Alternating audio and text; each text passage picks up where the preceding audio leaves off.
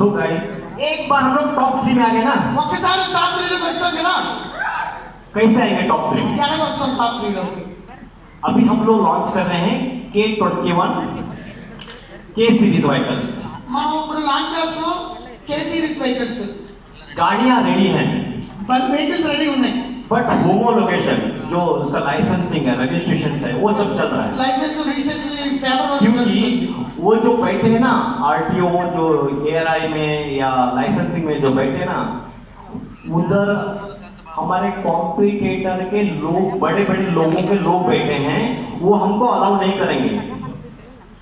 ఏదైతే దాని licence paper last 1 साल 1.5 साल तक लोग बोल रहे हैं कि सिर्फ लेके आएंगे।